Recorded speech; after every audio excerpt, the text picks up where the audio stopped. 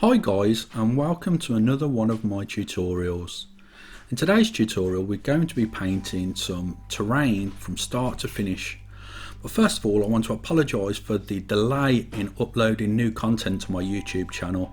It's been a while. To be honest, unfortunately my youngest daughter Savannah was diagnosed as type 1 diabetic as she actually had a fit and was subsequently rushed to hospital, where she spent a few nights in intensive care unit, and they found out that she was diabetic, and now she's controlled via insulin, and she's doing much better, to be honest guys, thankfully.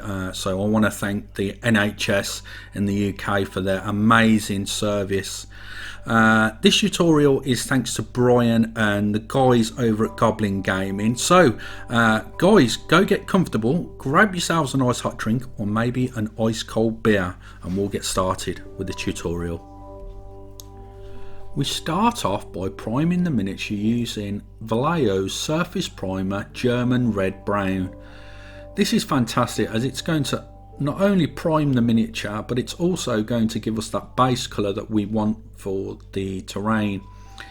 Here I'm spraying at about 20 psi and about 3 to 4 inches away from the model, just getting a nice smooth even coverage on the GW terrain.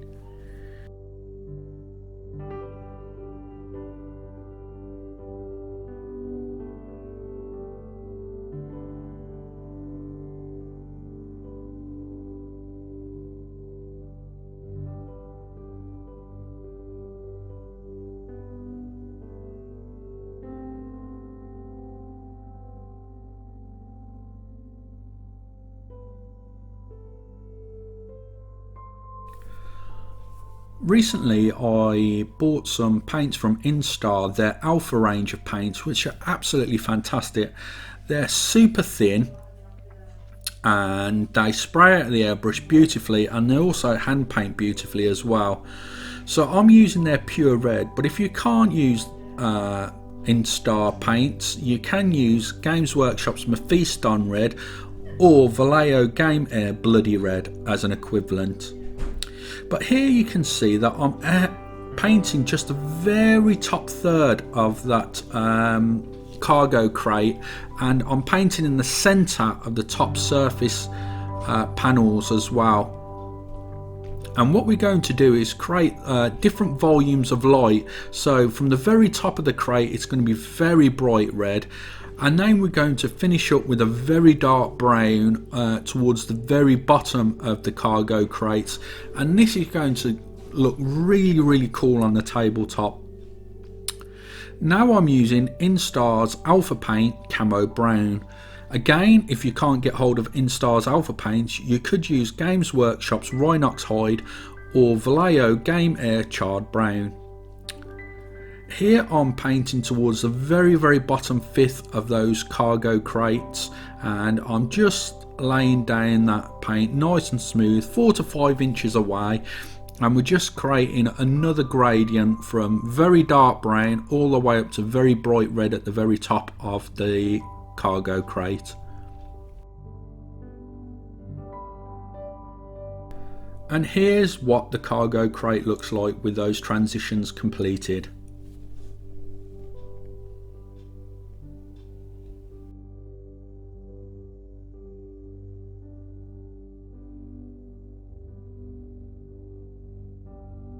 Now we're going to create an all over wash on the entirety of the cargo crate. We're going to be using odorless thinners by MIG's Abteilung. Do not get mistaken for ammo of MIG.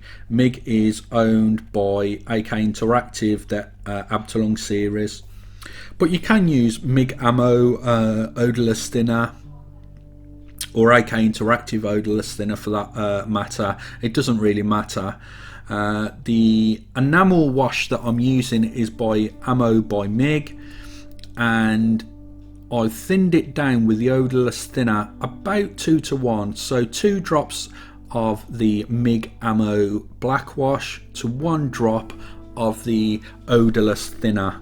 And as you can see, it's not leaving any real staining behind on the actual surfaces, but on all the actual recesses of the surfaces, that's where it's going to stain and leave really nice shadows. The beauty of using a enamel product is that we can actually come back in with some odorless thinner once it's dried after about 15 minutes, and we can actually start wiping away the stains that are left in areas that we don't want with the odorless thinner. You can't do that with acrylic washes, so I believe that enamel washes are much better than acrylic washes.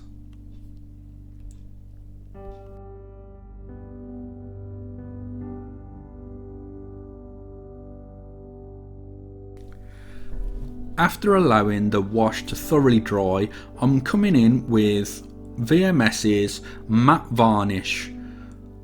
VMS's matte varnish is absolutely fantastic and is my go-to matte varnish now, guys, and I highly recommend it.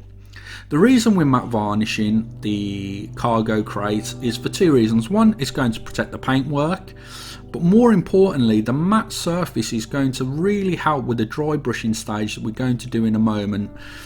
The more matte the surface is, the better the dry brushing will catch all the extreme edges of the cargo crate. Now we're going to use Games Workshop's layer paint Fire Dragon Bright. We're going to dry brush it on the entirety of the crate, and as you can see, I'm not scrubbing at the miniature, I'm just gently brushing backwards and forwards to catch all of those extreme surface details. With dry brushing, it's really important to remember to remove almost all of the paint on some paper towel, and this will in effect allow you to get really nice dry brushing results. If your brush is wet, it will start leaving stains on the actual flat surfaces of your model and leave undesirable streaks where you don't want them.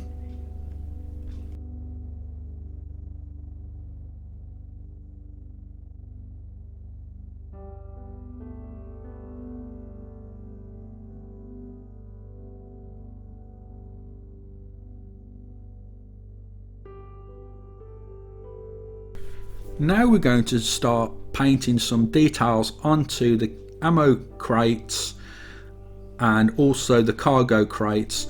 I'm using Vallejo metal colour gunmetal.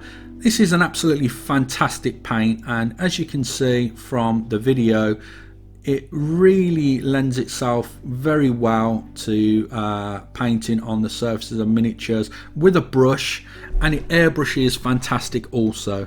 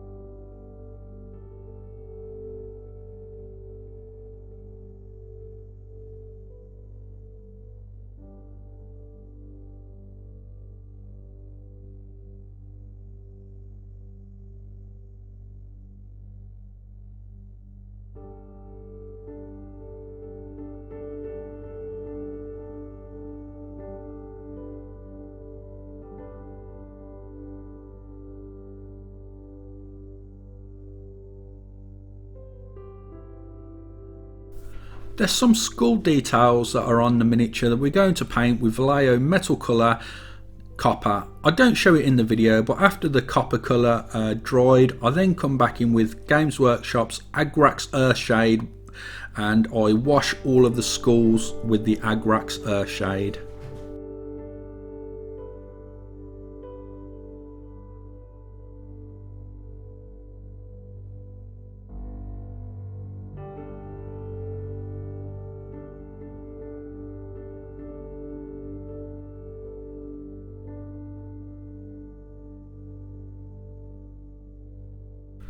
There's some lights on the cargo crates and we're going to paint them with Vallejo Game Air Electric Blue.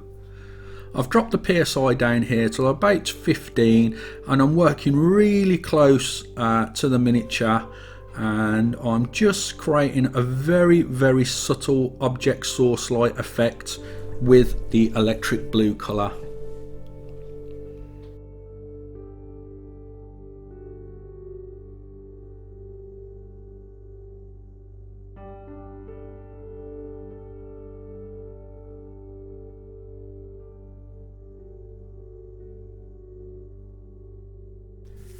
And here we have our finished ammo and cargo crates. They was all painted in exactly the same way and they was super simple to do. I think this will probably be one of the easiest tutorials for you guys to follow, even if you're new to airbrushing or you're new to the hobby in general. So I highly recommend trying this painting tutorial out.